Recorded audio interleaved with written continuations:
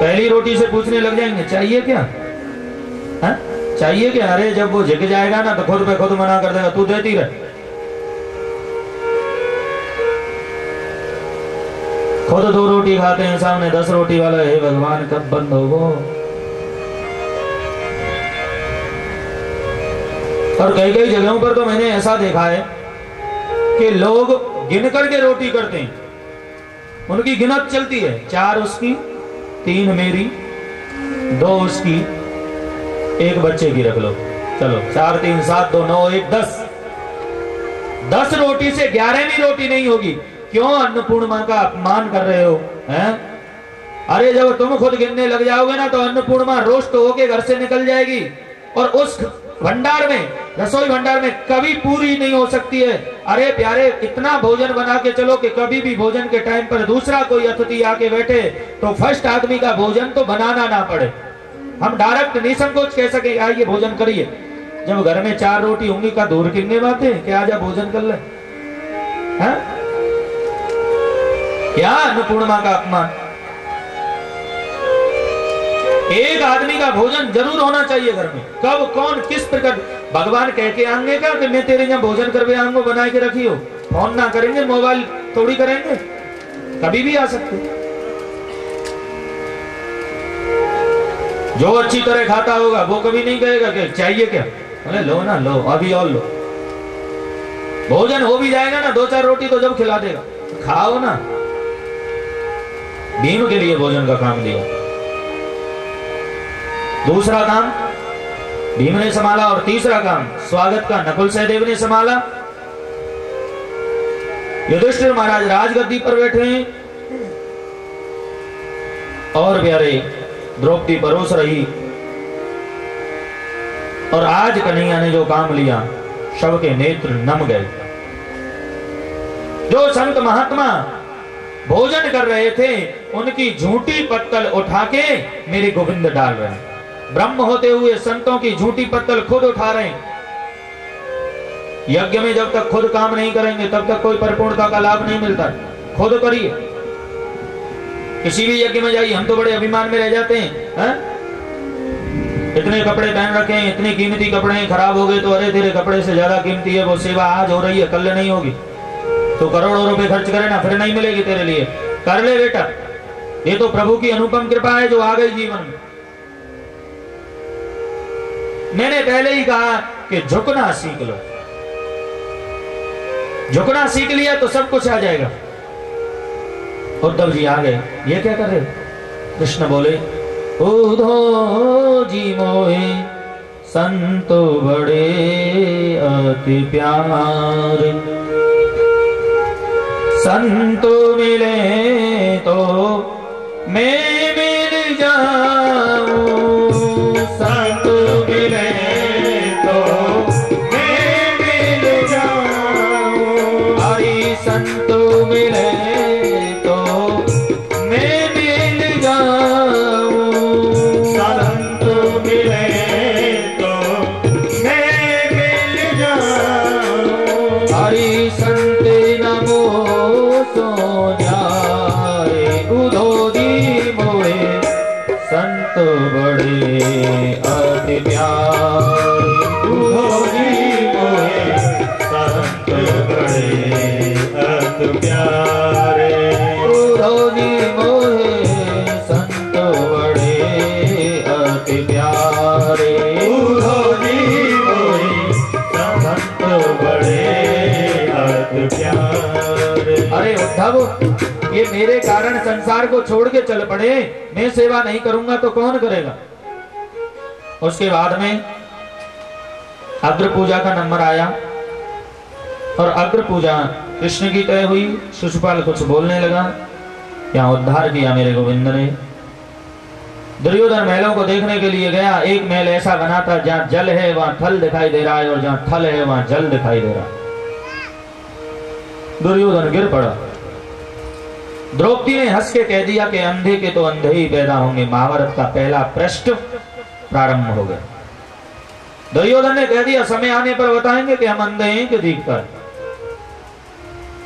थोड़े समय के बाद में द्रुत क्रीड़ा के लिए पांडवों को बुलाया युधिष्ठिर जी महाराज खेल रहे हैं जिन्होंने कभी नहीं खेली, और बगैर झूठ के उसमें जीत हो नहीं सकती है। पहली बार जीते और फिर हारने लगे। घर की संपत्ति दांव पर लगा दी, राजपाट दांव पर लगा दिया, सब कुछ दांव पर लगा दिया प्यारे। उसके बाद में खुद दांव पर लग गए, और खुद दांव पर लगने के बाद में द्रौपदी को भी दांव पर लगा दिया। परिणाम ये हुआ कि द्रौपदी को भी हार गए। दुशासन से कह दिया जाइए द्रौपदी को यहां लेके आइए, द्रौपदी को लेके आए। बोले इसे सभा में नग्न करें तो भी कोई बात नहीं है। द्रौपदी को बड़ा अभिमान है कि मेरे 5 पति हैं और बड़े शक्तिशाली हैं, और अभिमान टूट गया प्यारे। नेत्रों में आंसू आ गए। कृष्ण कब आओगे? कृपाचार्य, द्रोणाचार्य, भीष्म पितामह सबके चरणों में जा जाकर प्रणाम करती हैं, आप मेरी रक्षा करें, आप मेरी सुरक्षा करें, और कोई रक्षा सुरक्षा नहीं हो रही है। लास्ट में द्रौपदी ने गोविंद को बोला, हे नाथ दीनानाथ आप ही सहाय हो, द्रौपदी की लाज राखी द्वारिका सिधाए हो। हे गोविंद कब आओगे? आ जाना गोपाल। 5 पतियों ने अपने अपने नेत्र नीचे की तरफ कर रखे, नेत्रों में आंसू हैं, और प्यारे रो रो करके द्रौपदी ने रोदन किया, हे गोविंद जब आके क्या करोगे जब मैं सभा में नग्न हो जाऊंगा? आ जाओ ना गोपाल। और जैसे रोई प्यारे, कब आएगा मेरा सामरिया, कब आएगा मेरा सामरिया, कब आएगा मेरा सावरिया, कब आएगा मेरा सावरिया, कब आएगा मेरा सामरिया, कब आएगा मेरा सामरिया, कब आएगा जाने कब आएगा मुझे अपनाएगा, कब आएगा मुझे अपनाएगा, मेरे आंसू पहुँच कर मुझे गले से लगाएगा, मेरे आंसू पहुँच कर मुझे गले से लगाएगा, कब आएगा मेरा सामरिया, कब आएगा मेरा सामरिया, कब आएगा मेरा सावरिया, कब आएगा मेरा सावरिया।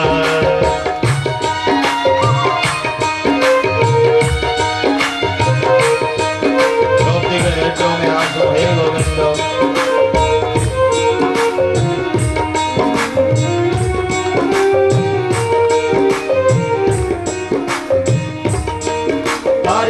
थकी गए नैना मेरे रसिका निहार के, थके गए नैना मेरे रसिका निहार के, हरी प्यासी प्यासी अखियों में सपने बहार के, प्यासी प्यासी अखियों में सपने बहार के, जीवन बन जाएगा जब गाना आएगा, जीवन बन जाएगा जब खाना आएगा, अरे मेरे आंसू पहुँच कर मुझे गले से लगाएगा, मेरे आंसू पहुँच कर मुझे गले से लगाएगा, कब आएगा मेरा सामरिया, कब आएगा मेरा सामरिया, कब आएगा मेरा सावरिया,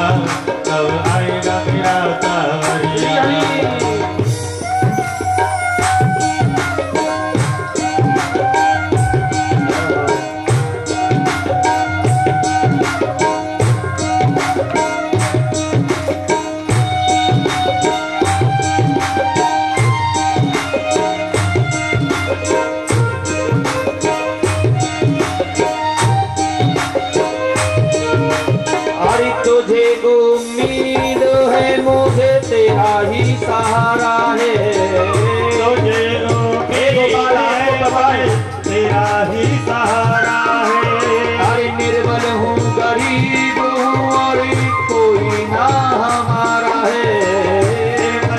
गरीब और कोई ना हमारा है। कब तक कहलाएगा, कब तक तड़पाएगा, कब तक बहलाएगा, कब तक तड़पाएगा।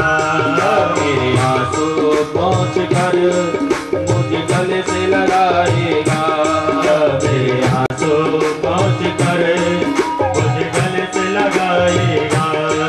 कब आएगा मेरा सामरिया, कब आएगा मेरा सामरिया, कब आएगा मेरा सावरिया, कब आएगा मेरा सावरिया।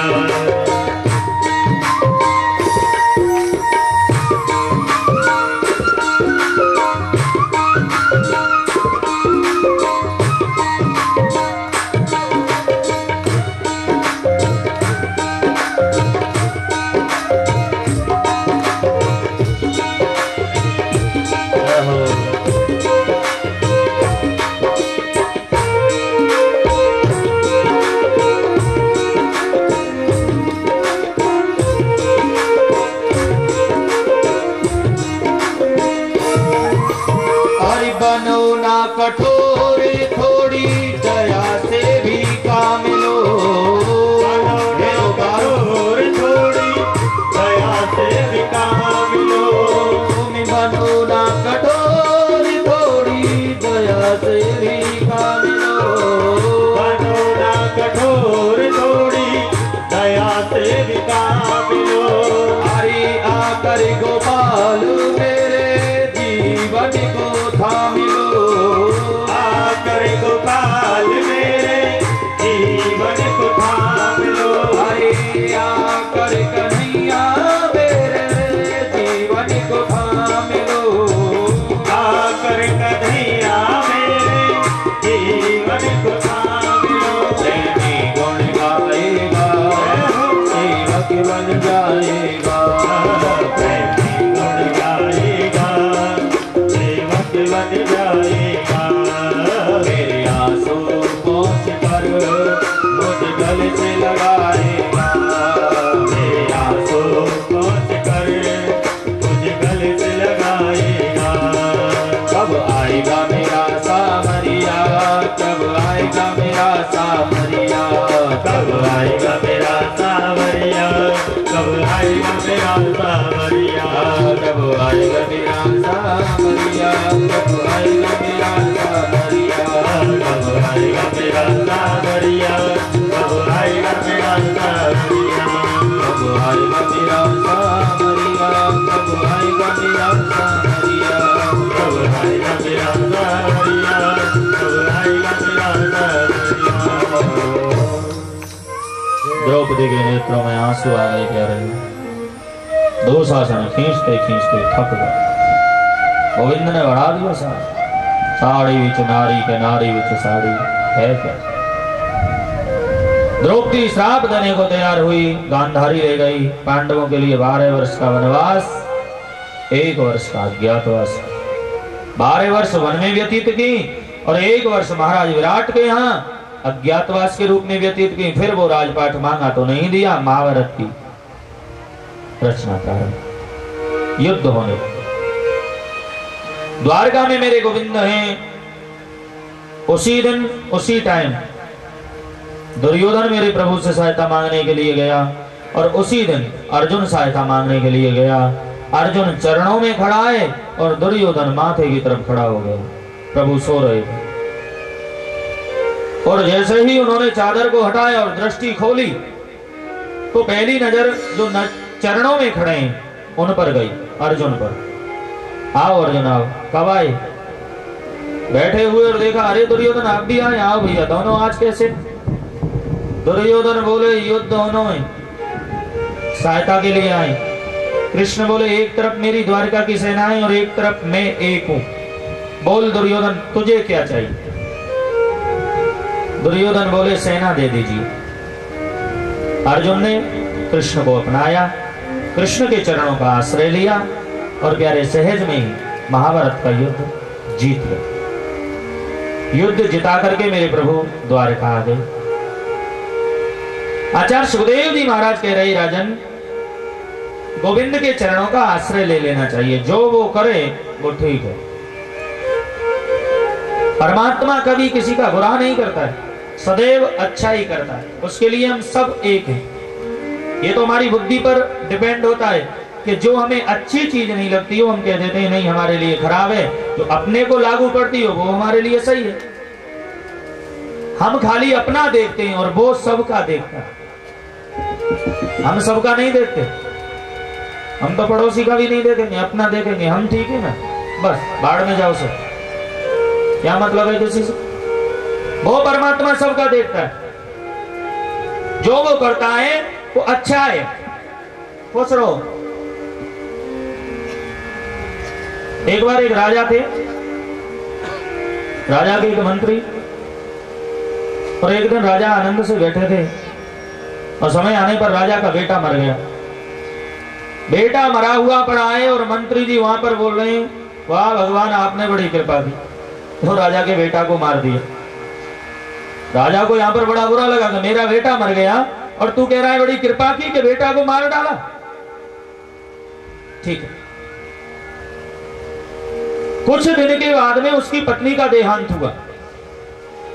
फिर मंत्री जी बोल रहे हैं वाह भगवान, अरे बहुत ही अच्छा किया कि पत्नी मर गई राजा की, रानी गुजर गई। राजा बड़ा क्रोधित हुआ पर कुछ नहीं बोला। क्या कहें। कुछ दिन के बाद में राजा की एक उंगली कट गई। मंत्री ने वहां पर भी बोला वाह भगवान, ये बड़ी सबसे बड़ी कृपा हुई कि राजा की उंगलियां कट गई। राजा को क्रोध आ गया, बोले तेरे भगवान की कृपा और तू जब देखे जब कहता रहता है। मंत्री को जेल में बंद करा दिया, जेल में ताला लगवा दिया, खाना पीना सब बंद। और राजन एक दिन शिकार खेलने के लिए गए, मंत्री जी जेल में बंद हैं। और राजा जब शिकार खेलने को गए तो उस जंगल में कुछ भील रहते थे और भीलों ने मां काली की प्रार्थना की कि चोरी में धन मिल जाएगा तो एक मानव की बलि देंगे, और वहां से राजा को पकड़ लाए। और जब राजा को पकड़ के लाए तो जो पंडित जी थे बलि दिलाने वाले, वो पहले आए और राजा से बोले कि आपकी कोई इच्छा है। बोले नहीं प्रभु कोई इच्छा नहीं है। बोले क्यों, आपका कोई नहीं है। बोले नहीं, हमारा बेटा तो है नहीं, बेटा गुजर गया। पंडित जी बोले आपका बेटा गुजर चुका है। बोले हाँ। बोले आपकी पत्नी, वो भी गुजर चुकी। हाथ पर नजर गई तो उंगली कटी हुई है। पंडित जी बोले ये बलि देने के काबिल नहीं है, क्योंकि पहले से ही भंग है, उंगली पहले से ही कटी हुई है और खंडित मूर्ति की बलि लगती नहीं है। इसका हृदय जला हुआ है, अर्धांगनी गुजर गई, छोड़ दो उसे। अब राजा घोड़ा पर बैठ के आ रहा है। भगवान मंत्री ने कहा जो सही कहा, अगर वो नहीं गुजरते, मेरी उंगली नहीं कटती तो आज मेरी गर्दन कट जाए। घर आया, मंत्री को बुलाया। बोले भैया जो मेरे साथ हुआ वो तो मैं समझ गया कि भगवान ने मुझ पे बड़ी कृपा की, और आपको कारण बगैर इस जेल में बंद रहना पड़ा 2 दिन, आपके ऊपर क्या कृपा हुई ये समझ में नहीं आया। मंत्री जी बोले माफ करना, आप कभी शिकार खेलने मुझको छोड़े कभी गए क्या छोड़ करके। राजा बोले नहीं। बोले तो आप शिकार खेलने जाते तो मुझे बड़े साथ में ले जाते, और वहां पर वो भील, आपकी तो पत्नी मर गई, बेटा मर गया, उंगली कट गई, और मैं तो बिल्कुल फ्रेश हूं। ना मेरी पत्नी मरी, ना बेटा मरो, ना उंगलियां कटी, और तुम्हारे चक्कर में मेरी गर्दन कट जाती। तो जो बुरा टाइम था प्रभु ने मुझे यहाँ निकाल दिया, और जो वो करता है वो प्यारे अच्छा ही करता है जीवन में, कभी किसी के लिए बुरा नहीं करता, सदैव अच्छा करता है। खाली मानना बस, मन को गोविंद के चरणों में लगा दो बस। मन का कनेक्शन कन्हैया से जुड़ जाएगा तो समझ लो जीवन का महत्व मिल गया। हमको ऐसा लगता है कि हम भक्ति कर रहे हैं, 4 बजे उठ के भजन करते हैं, पाठ पूजा करते हैं, पर मन तो विषय वासनाओं से बना हुआ है। मन नहीं खुलेगा जब तक आगे नहीं जाओगे। एक बार मथुरा के कुछ ब्राह्मणों की इच्छा हुई कि कल सुबह बहुत बड़ा दिन है और हम ब्रह्मांड घाट पे जाकर के नहाएंगे, तो भांग वांग पी के नाव में बैठ गए। नाव में बैठ तो गए भांग वांग पी के, पर नाव जिस पेड़ से बंधी हुई थी उस रस्सी को खोलना भूल गए। अब वो नाव वहीं की वहीं घूम रही है, कभी इधर हो जाती है कभी उधर हो जाती है। ब्राह्मणों को लग रहा है अपनी नाव तो चल रही है। और सुबह जब चेत हुआ, पूछने लगे भैया इस घाट का नाम क्या है? बोले विश्राम घाट। बोले हम रात भर कहाँ रहे? बड़ा अफसोस हुआ ब्राह्मणों को। आदमी बताने वाला पूछने लगा भैया तुमने ये रस्सी खोली का? बोले नहीं। बोले जब तक रस्सी नहीं खोलोगे तो नाव आगे कैसे जाएगी? वही प्रकृति हमारी है। हम समझते हैं हमारी भक्ति चल रही है, भजन करते हैं, पाठ करते हैं और हम समझ बैठते हैं कि हमारी भक्ति बड़ी चल रही है और हम जैसा भक्त कोई नहीं है। पर बेटा विषय वासनाओं से मन बंधा हुआ है, जब तक वो रस्सी नहीं खुलेगी तो तू आगे जाएगा ही नहीं, वहीं पे घूमता रहेगा और एंड टाइम में बस तुझे पछतावे के सिवाय और कुछ नहीं मिलेगा। मन को विषय वासनाओं के अनासक्त बनाओ, ये जीवन है। गोपाल के चरणों में मन की डोर बांधो। संसार हमारे लिए जंगल है ऐसा मान के रहना चाहिए। एक सुंदर प्रसंग कहा, कृष्ण जैसा करुणा का सागर और कोई नहीं हो सकता। कृष्ण के बचपन के सखा हैं और उन बचपन के सखा का नाम है सुदामा। सुदामा के बारे में चर्चा करें, जीवन क्या है, लोग क्या कहते हैं, शास्त्रों में क्या लिखा है। कितनी जगह लिखा है कि सुदामा जी घर घर मांगते थे, ऐसा कहते हैं, भिक्षावृत्ति करते थे। पर सुखदेव जी ने भागवत में कहीं पर सुदामा के लिए मांगने के शब्द का तो प्रयोग ही नहीं किया है? कैसे कर दे? तो कन्हैया का दोस्त है। कृष्ण सयादि सखा किशनः ब्राह्मणो ब्रह्मावितमो विरक्त इंद्रियार्थेषु कृष्ण आत्मा जितेन्द्रिय। सुदामा जी की बचपन की वृत्ति, इंद्रियों में सुदामा जी की वृत्ति, सुदामा जी का प्रशांत मन, परम जितेंद्री। सुदामा जी ने अपने जीवन में कभी एक भी बार किसी के पास से मांगा नहीं। कुछ लोग कह देते हैं कि सुदामा जी दरिद्र हो गए थे, पर सुखदेव जी कह रहे हैं नहीं, सुदामा जी दरिद्र नहीं थे, गरीब थे। सुबह खा लेते, शाम को खाना मिलेगा कि नहीं पता नहीं था। आकाश से वर्षा गिरती थी, घर में भर जाता था पानी, टूटे फूटे बर्तन, पैरों में पहनने के लिए चरण पादुका नहीं, माथे को ढकने के लिए वस्त्र नहीं। पर सुदामा जी दरिद्र थे, ये झूठ है। क्योंकि दरिद्री कौन है? दरिद्रो अस्तु असंतुष्टो। जिनके जीवन में संतोष नहीं है वो दरिद्री है, चाहे वो करोड़पति क्यों ना हो। दरिद्री वही है प्यार। जब आवे संतोष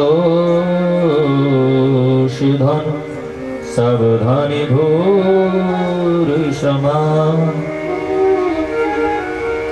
सुदामा जी प्यारे कभी कभी तो भगवान का भोग फलों से लगाते हैं, कभी जल से लगाते हैं, कभी दूध से लगाते हैं। कई कई दिन हो जाते हैं अन्न को खाए बगैर, बड़े दुखी हैं। क्या था?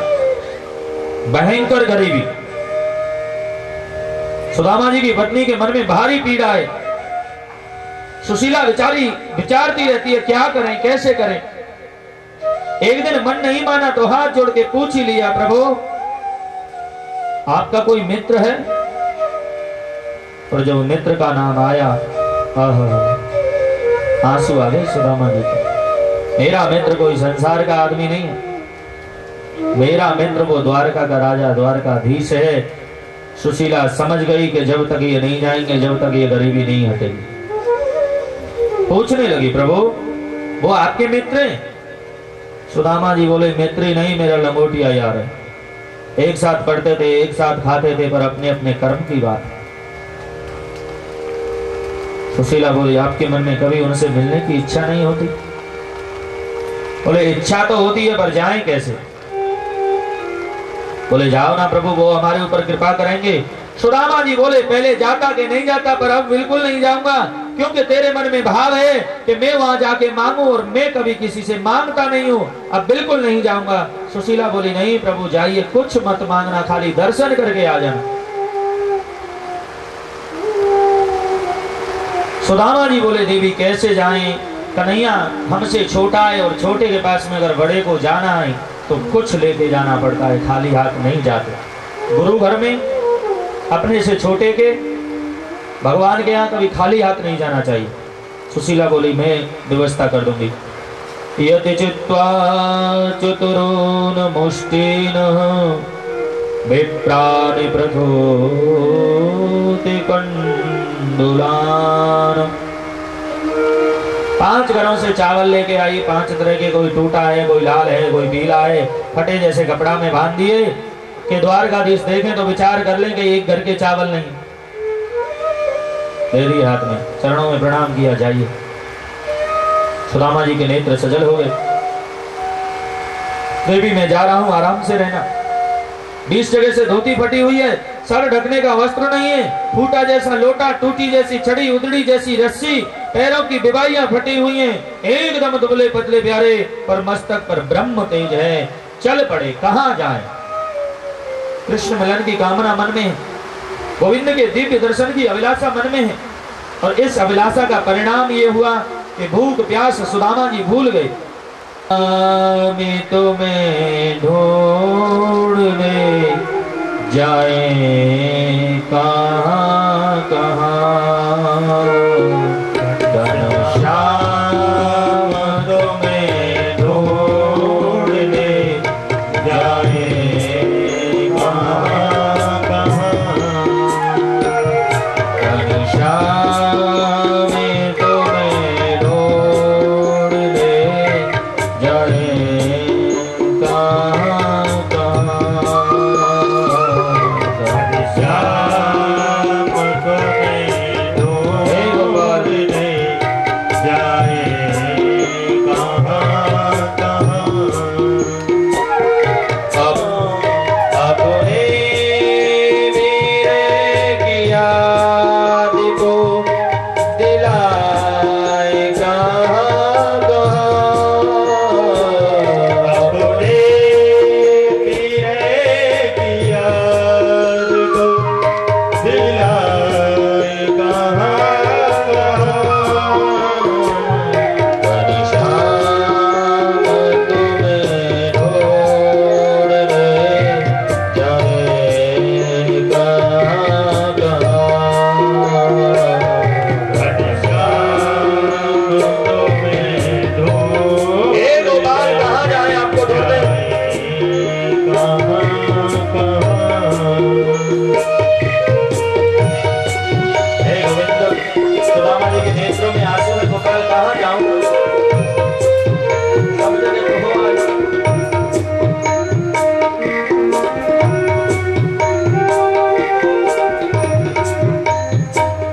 चरणों की खाक साई में खुद खाक बन गए।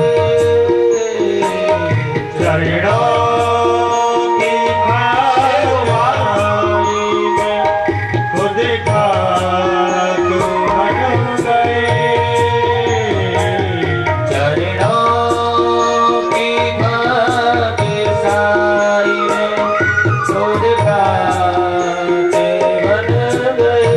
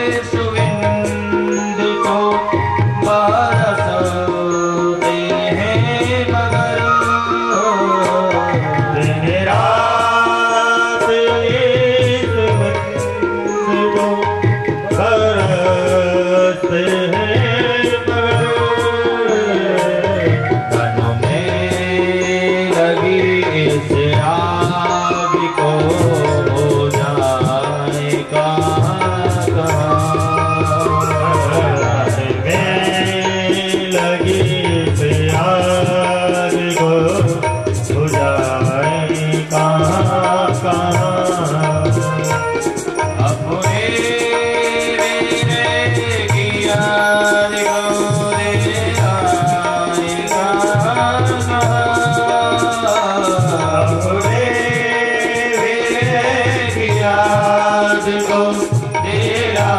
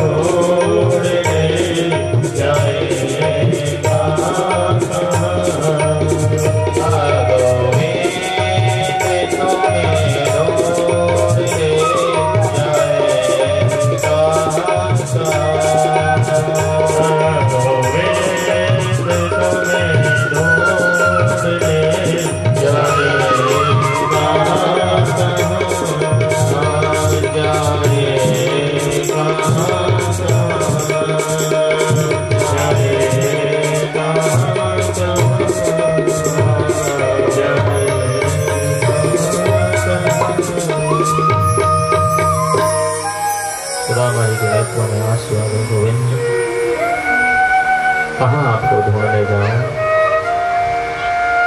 बीच में एक नदी आ गई, बैठे हैं पार पर, कैसे पार करें? कृष्ण केवट का रूप लेके आई, भैया यहाँ पार से कोई दूसरी पार जाने के लिए है? सुदामा जी बोले हाँ मैं, लगा दोगे? पर देखिए भैया हमारे पास में कुछ देने के लिए नहीं है, फिर आप झगड़ा करें, क्योंकि ये चावल हैं और ये हमें कृष्ण को भेंट करना। बैठ गए, केवट स्वरूप में भगवान परीक्षा ले रहे हैं। भैया आप इस शरीर से कहां जा रहे हो? दुबला पतला शरीर, ऐसे शरीर ऐसी दशा से कहां जा रहे हो? सुदामा जी बड़े गर्व से बोले कि मैं द्वारका जा रहे हूं। द्वारका किसके यहाँ? बोले द्वारका नाथ के यहाँ। द्वारका नाथ आपके कौन लगते हैं? बोले वो मेरा मित्र है।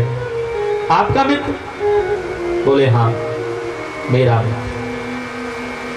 उतरे, आशीर्वाद दिया सुदामा जी ने, खुश रहो भैया। और पूछने लगे यहाँ से द्वारका जाने में कितना समय लगेगा? बोले 3 महीने लग जाएंगे कम से कम। सुदामा जी बोले हे भगवान, 3 महीना तो मोर घर से निकले हैगे, 3 महीना और लग जाएंगे, 6 महीना जाएवे के, 6 महीना आएवे के, 1 साल पूरी हो जाएगी। मिट्टी का आसन बनाया, मिट्टी की तकिया, आधी धोती पहनी आधी ओढ़ी, और विश्वास से कह दिया ओरे कन्हैया अब मोए तोते मिलवे की चाह ना आए, तो मोते मिलवे की चाह हो, वो 1 बार नहीं 1000 बार तो तू मोह लेवे आइयो, नहीं तो मोह ना आना। सो गए। गोविंद ने योग माया के लिए आदेश दिया और द्वारका के पहले दरवाजे पर आ गए सुदामा जी। सभी ने सुबह में जयकारे लगाए, बोलिए द्वारिका धीश की जय, जय जय और जैसे ही जयकारे लगे सुदामा जी के नेत्र खुल गए कि हम तो एक नदी के किनारे सो रहे थे, यहाँ कहां से आ गए? कहीं स्वप्न नहीं देख रहे हैं ना? एक भाई उधर से निकल के जा रहे, पूछने लगे भैया इस द्वारका का नाम क्या है? ये क्या है? हमें तो स्वप्न जैसा लग रहा है, और कोई नाम और कोई है का? बोले नहीं, ये सुख द्वारका है। सुदामा जी आनंद में आ गए। ठीक, नित्य क्रम पाठ पूजा किया, और नित्य क्रम पाठ पूजा करने के बाद में सुदामा जी आनंद और मंगल में से चल पड़े द्वारपालों के पास में, और द्वारपालों से जाकर के प्रार्थना की भैया वो द्वारकाधीश आज हमसे मिलेंगे कि नहीं? द्वारपाल बोले आज नहीं मिलेंगे। बोले क्यों? बोले कल प्रभु ने कहा था कि आज उनका मित्र सुदामा उनसे मिलने के लिए आने वाला है, इसलिए दूसरों से मिलने की मना किया है। सुदामा जी बोले हमने तो कोई पत्र न लिखो, कैसे पता चल गई? कोई राजा का नाम सुदामा होगा, एक नाम के बहुत होते। दोपहर हो गया, दोपहर को गए भैया, जो मिलने के लिए आने वाला था वो आ गया क्या? बोले अभी तो नहीं आया है, हम भी उसकी राह देख रहे हैं। सुदामा जी के नेत्रों में आंसू आ गए, भैया मेरा ही नाम सुदामा है, मैं ही मिलवे को आया, जाके कह दो ना। प्रभु के पार्षदों के नेत्रों में आंसू आ गए, वाह हमको तो पहले ही पता था। चल पड़े प्यारे जीवन,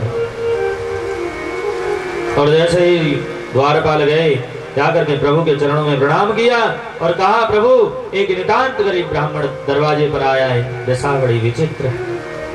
शीस पगाना जगतनु पे प्रभु, जाने को आहे बसो कही ग्रामा, धोती फटी सी लती दो फटी है, धोती फटी सी लटी दो फटी। अरे पाए उपायन की नहीं सामा, धोती फटी से लटी दो फटी है, धोती फटी लती दो फटी है। हरिद्वारे खड़ो ध्वज दुर्बल एको, रहो चकिसो बसो दाभिरामा, पूछत दीन दयाले को धाम, पूछत दीन दयाले को धाम। बतावत आपनो नाम सुरामा, पूछत दीन दयाले को धाम। जैसे ही द्वारपालों में सुदामा नाम लिया, प्यारे दौड़ पड़े कृष्ण। दुपट्टा कहीं गिर गया, मुकुट कहीं गिर गया, और जाकर के सुदामा को हृदय से लगा लिया प्यारे। और जैसे ही हृदय से लगाया, चरणों में बैठ गए। माँ रुक्मणी ने देख लिया है, ना जाने पूर्व में कौन से पुण्य कर्म किए। रुक्मणी जी जल का लोटा लेके खड़ी हैं, पर मेरे प्रभु को जरूरत नहीं पड़ी। इतने रो देखे सुदामा की दीनो दिशा, करुणा करके करुणा निधि रोई, पानी परात को हाथ छुओ नहीं, पानी परात को हाथ छुओ नहीं, पानी परात को हाथ छुओ नहीं, पानी परात को हाथ छुओ नहीं। नैनन के जल सौंप गिरोए, देखे सुदामा की दीन दिशा, देखे सुदामा की दीन दिशा।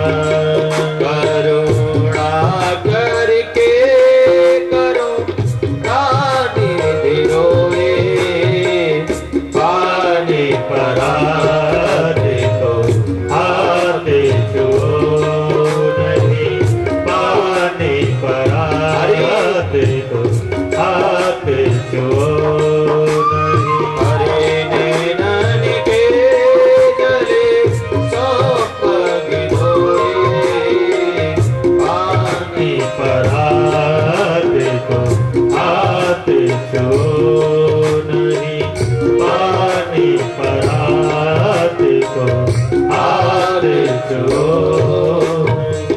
महात्मा सुदामा जी को देख करके आज गोविंद ने इतना करुणाद्र किया। रुक्मणी जी जल का लोटा लेके खड़ी रही, पर जरूरत नहीं पड़ी। बड़े रोना तो सुदामा जी को भी आ रहा था, पर नहीं रोए। क्यों? कि सुदामा जी ने ये समझा कि कन्हैया कहीं ये ना समझ बैठे कि मैं गरीब हूं और मेरे पास कुछ मांगने को आया है, इसलिए आंसुओं को पी गए। अरे कन्हैया काय को रो रही, चरण धोई। सुदामा जी बोले ये क्या कर रहे हो? ना, राजगद्दी पर बिठाया, आरती उतारी और फिर भोजन की कहा, पहले भोजन कर लो। भोजन करने गए तो 56 भोगे। सुदामा जी ने कहा कि एकदम बैठ गए तो ना जाने भगवान क्या विचारेंगे कि कितने दिन से खाया नहीं है, इसलिए बैठ गए। तो सुदामा जी ने कह दिया, भैया हम तो सूखी रोटी खाने वाले हैं, ये आपके 56 भोग हमें नहीं खाने। कृष्ण बोले क्यों? बोले 56 भोग खाने से कुछ बुद्धि काम नहीं करती है, इसलिए हम पकवान बहुत कम खाते हैं, रोटी ज्यादा खाते हैं। कन्हैया बोले मोह पागल बना रहे हो। आज कृष्ण और सुदामा दोनों ने एक ही थाली में भोजन किए प्यारे, इसको कहते हैं मित्रता। दोनों के मन एक हो जाएं, उसका नाम है मित्रता। फिर बैठ गए। अब कृष्ण पत्नी आशीर्वाद लेने के लिए आ रही हैं। रुक्मणी जी पधारी, आशीर्वाद दिया, सौभाग्यवती भव। रुक्मणी जी गई, जामवंती आ गई, पुत्रवती भव।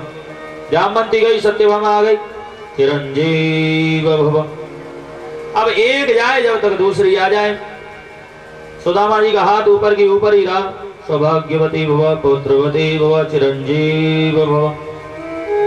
जब 100 निकली तो सुदामा जी के हाथ में दर्द मारने लगा, ऊपर की ऊपर है। इशारे में पूछने लगे, अभी कितने बाकी हैं? कन्हैया बोले अभी तो शुरुआत है, 16,008 बाकी हैं। सुदामा जी इशारे से पूछने लगे, सब अपनी ही है ना, पड़ोसी पड़ोसी ना है ना कोई? कन्हैया बोले ना ना, सब अपनी है। सुदामा जी मन ही मन में विचार कर रहे हैं, भगवान कैसे पेट भरते होगा, मैं तो एक के मारे डोल लो। हाँ ठीक। बोले ओ कन्हैया देख, मैं थक गया हूं, तू मोए प्रणाम कर, मैं तो आशीर्वाद दूं या तो पूरी द्वारका आशीर्वाद लग जाएगा।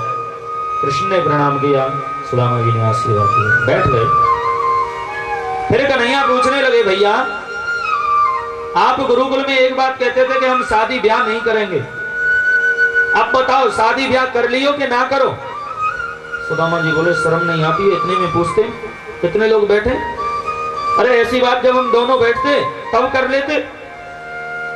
कन्हैया बोले ना ना, सब अपने हैं ना, शर्मावे मत, कह दे ब्याह कर लियो कि ना करो? सुदामा जी बोले हाँ भैया, इच्छा तो नहीं थी पर माँ बाप की इच्छा से विवाह कर लिया। कन्हैया बोले ब्याह कर लियो, मोर बुलाए हो नहीं? अरे नौतो तो देने तो कम से कम बारात में तो ले चल। तो एक मित्र को भूल गया, इकले ने ब्याह कर लिया। सुदामा जी बोले चुप रहे, मैंने एक ब्याह कर लिया तो कौन सी बड़ी बात कर दी? तेने पूरी बंदर की सी सेना भर रखी है, सभी में मोह भूल गो का, तेने में कहां बुलाया? अरे मैंने तो एक करो, तेने तो इतने करे। कन्हैया बोले मैं कोई के जहां बारात लग गए हो का जो तो ले जा? तो अरे कोई ये मार के कोई ये भगा के ऐसे इकट्ठी करिए सब, बारात लेके जातो तो ले जातो ना, तेरी में तो बारात गई होगी। चलो ठीक है, कोई बात नहीं। मेरी भाभी ने मेरे लिए क्या भेजा है, कुछ सौगात तो भेजी होगी ना, मैं छोटा हूं और भाभी ने जरूर भेजी होगी। और सुदामा जी विचार कर रहे हैं, सोने की द्वारका, राजाओं की बेटी रानी, और उनके सामने में ये 5 तरह के चावल दूं तो मेरे कन्हैया की बदनामी हो जाएगी कि मित्र तो देखो 5 तरह के चावल लेके आया। सुदामा जी बोले कुछ ना भेजो। बोले कुछ तो भेजा होगा? बोले कुछ नहीं भेजा है। झटका पटकी करी और वो चावल की पोटली ले ली, हाथ खोली, पहली मुट्ठी खाई, पहले लोक का राज सुदामा के लिए दे दिया। दूसरी मुट्ठी खाई, दूसरे लोक का राज दे डाला। और जैसे ही तीसरी मुट्ठी लेने लगे, रुक्मणी जी हाथ जोड़ के खड़ी हो गई, प्रभु या लो के रिंदो नहीं, हम सुदामा है जाएंगे, तीनों लोकन ने दे देंगे तो ये पूरी सेना कहां रहेगी? देखिए समझने की बात है, रुक्मणी जी ने कोई धन संपत्ति की मना नहीं किया। पहली मुट्ठी में रजोगुण दिया, दूसरी मुट्ठी में तमोगुण दिया, तीसरी मुट्ठी जो बची सतोगुण की उसको भगवान दे रहे थे। तो रुक्मणी ने कह दिया कि सभी देवी देवताओं का निवास इस सतोगुण में है, आप इसे ना दें। धन संपत्ति की मना नहीं की थी रुक्मणी जी ने, खाली सतोगुण की मना की थी। सुदामा जी बोले हम तो पहले कह रहे ना, मान जा मान जा, मान ही ना रो। एक दिन तक सुदामा जी द्वारका रहे। दूसरे दिन सुदामा जी ने कह डाला, कन्हैया मैं जाऊं? कन्हैया बोले हाँ हाँ जाइए, मिल लिए, बातचीत हो गई, अब जाओ। सुदामा जी बोले देवे लेवे को तो कछु नाम ही ना ले रो, गांठ के चावल में खाएगो, कछु ना दे रो, दोबारा कहीं जाऊं का भैया? कन्हैया बोले कह तो दिया, जाइए। सुदामा जी बोले कह तो दे, पर जाए कैसे? गांठ के चावल में खाएगो, कछु दे तो दे। अरे मैं गरीब हूँ, ब्राह्मण हूँ, तेरे यहाँ भोजन करें, अगर मुझको दक्षिणा दे तो उन्हें का सोनो दे दे तो मेरी जिंदगी निकल जाएगी, दे तो कछु रहो ही ना।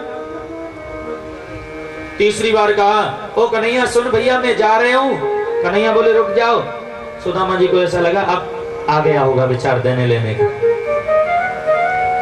कन्हैया बोले जो कपड़ा पहन के आए ना वो रखें, मेरे कपड़ा उतारो, अपने कपड़ा पहनो, जब जाना कपड़ाओं को लेकर के जा रहे हो। सुदामा जी बोले हे भगवान, मैं तो पहले ही कह रहा हूँ जन्म को चोर है, और चोर दूसरे को कहा देखो खुदा ही चोरी करे, कपड़ा ना दे रहो पहरवे। आखिरी दरवाजे तक छोड़ने के लिए आए और कन्हैया बोले जाओ मेरी भैया भाभी से राधे राधे कियो। सुदामा जी बोले चल राधे राधे, ये तेरी देवे लेवे को नाम ना है, राधे राधे कियो, या तो पेट भर रोएगा। आए रास्ता में विचार कर रहे हैं सुदामा जी कि चलो कुछ दिया लिया नहीं तो कोई बड़ी बात नहीं है, पर हमको भूले तो नहीं, दौड़ के कैसे आए। कन्हैया कितने रोए, उन ख्वाबों में सब कुछ भूल बैठे। और जैसे ही अपने गांव में आए के देखो कि वहां तो महल बने खड़े। सुदामा जी बोले भैया द्वारका जावे में नुकसान नहीं भयो, फायदा कछु ना भयो। अब सुशीला को भाग गई, कहां ढूंढे? पहरेदारों से पूछे इस राजा का क्या नाम है?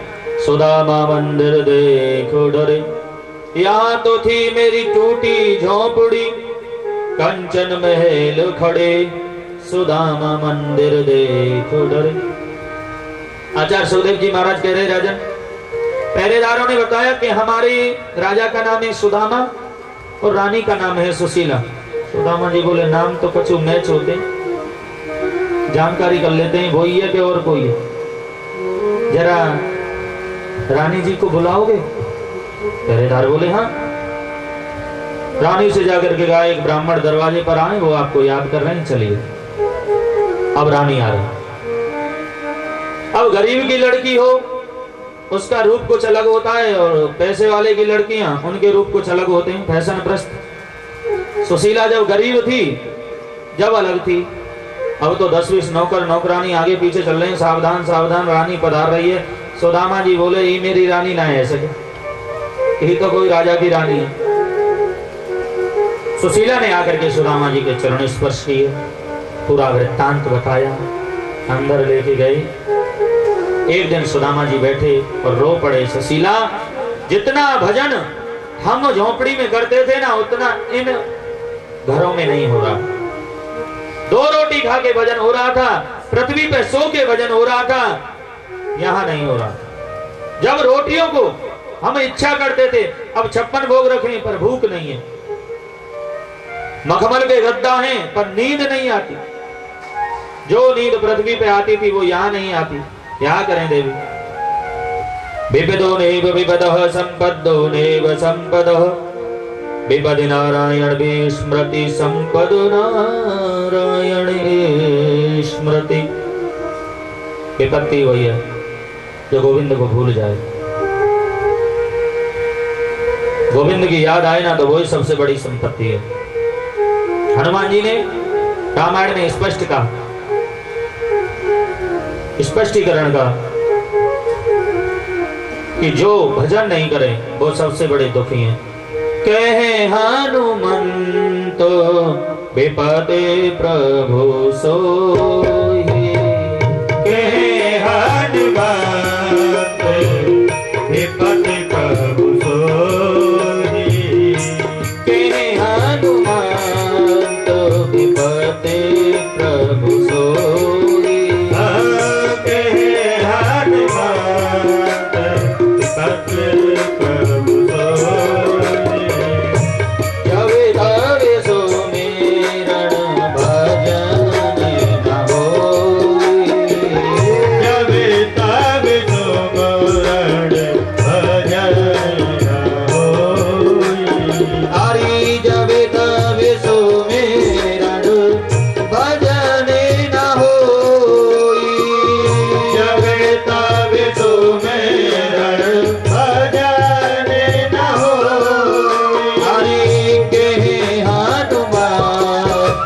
विपत्ति प्रभु सोई। हरि विपत्ति प्रभु सोई। हरि कहे हनुमान विपत्ति प्रभु सोई। कहे हनुमान विपत्ति प्रभु सोई। जब भगवान का नहीं हो भजन तब समझ लो विपत्ति है।